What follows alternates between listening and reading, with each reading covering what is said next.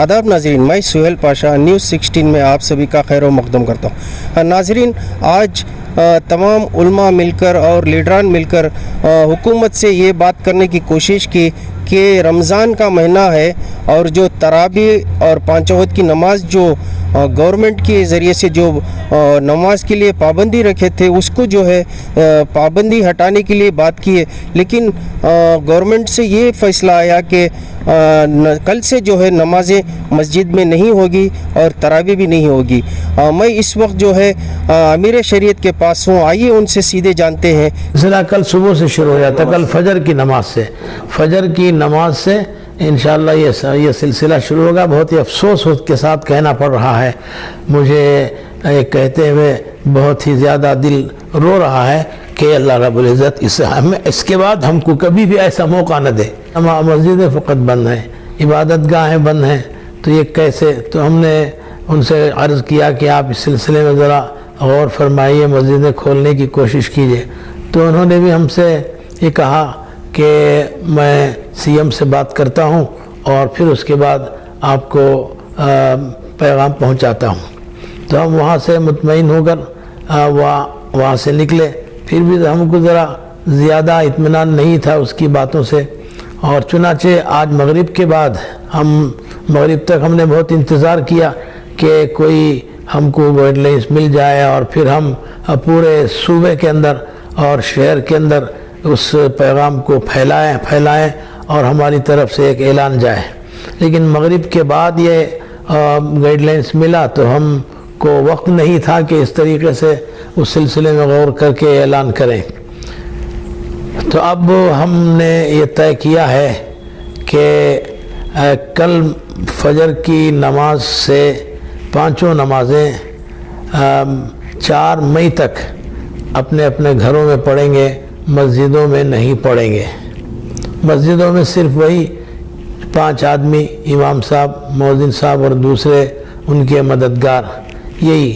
اس طریقے سے جیسے گزشتہ لاک ڈاؤن میں ان لوگوں نے پڑھا تھا، ہم سب نے پڑھا تھا اپنے اپنے گھروں میں، تو اس طریقے سے ہم گھروں میں پڑھیں گے۔ تراویح کی نماز بھی اسی طریقے سے پڑھیں گے اور پھر دوسری 5 نمازیں بھی گھروں میں ہی پڑھیں گے۔ اور پھر ہم کو بہت ہی نا امیدی ہوئی۔ بس میں تمام مسلمانوں نے کرناٹک سے یہ عرض کرتا ہوں کہ آپ تمام حضرات اس کی پابندی فرمائیں، اور جو کچھ بھی حکومت کی طرف سے گائیڈ لائن جاری کیا گیا ہے اس کرونا بیماری کے سے تحفظ کے لیے اور اس سے حفاظت کے لیے، اس کی ہم پابندی کریں اور برابر سے ہم آپس میں بھی ذرا دوری اختیار کریں اور ماسک کا بھی پوری پابندی سے استعمال کریں، اور اللہ رب العزت سے دعا کریں کہ اللہ تعالی حالات کو جلد سے جلد سدھار دے اور اس مرض کو جلد سے جلد اللہ رب العزت ختم فرما دے، اور جو بھی اس مرض میں مبتلا ہو کر اس دنیا سے چل بسے اللہ ان کی مغفرت فرمائے، ان کے درجات کو بلند فرمائے، اور اب جو اس بیماری میں مبتلا ہیں اور بیمار ہیں اللہ رب العزت ان کو شفاء کاملہ و عاجلہ مستمر عطا فرمائے، اور ہم سب کی اس بیماری سے حفاظت فرمائے۔ کہیں ایسا نہ ہو کہ کوئی بھی آدمی خواہ مخواہ اس بیماری میں مبتلا ہو جائے۔ اس بنا پر کہا جاتا ہے کہ اس سے تحفظ کے لیے جو اسباب ہیں اس کو اختیار کرے۔ اس بنا پر میں تمام حضرات سے گزارش کرتا ہوں کہ اس کا لحاظ کریں اور اللہ رب العزت سے دعا کریں کہ گڑ گڑا کر دعا کریں، خوب رو رو کر دعا کریں کہ اس بیماری کو اللہ رب العزت ہمارے اس شہر سے، ہمارے اس صوبے سے، بلکہ پورے ملک سے جلد جلد ختم فرما دے۔ اس سے صرف مسلمان نہیں بلکہ غیر مسلم بھی اس سے محفوظ رہیں اور ان کو اس سے موت نہ آنے پائے، اس کی بھی ہم کو دعا کرتے رہنا چاہیے۔ ہم فقط ہمارے لیے دعا کر لیں نہیں بلکہ غیروں کے لیے بھی دعا کرنا چاہیے۔ اسلام نے، رسول اللہ صلی اللہ علیہ وسلم نے ہم کو اس کی تعلیم دی ہے کہ دوسروں کے ساتھ بھی خیر خواہی کریں۔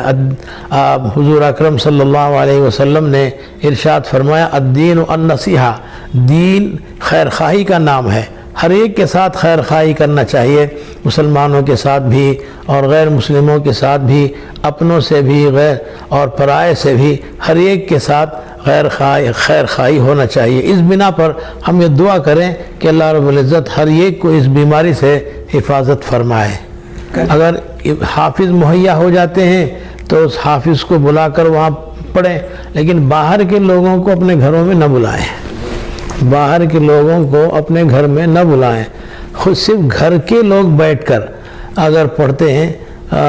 حافظ صاحب کے پیچھے تو ٹھیک ہے، بہت اچھا ہے۔ اگر حافظ صاحب نہیں ملتے تو گھر والوں میں سے کوئی اچھا پڑھنے والا ہوتا ہے، چاہے علم ترا سے صحیح، وہ علم ترا سے پوری 2 مرتبہ اگر پڑھتا ہے تو پورے 20 رکعتیں ہو جاتی ہیں، تو اس سے انشاءاللہ تراویح آسان ہو جاتی ہے۔ وقت سے، ایسے برے وقت سے اللہ ہماری حفاظت فرمائے، مسجدیں بند نہ کی جائیں، حرمین شریفین بند نہ کیا جائے، حرمین شریفین بند کر دیا گیا، اللہ حفاظت فرمائے، اللہ نے ایک توفیق عطا فرمائے۔ وآخر دعوانا الحمدللہ رب العالمین۔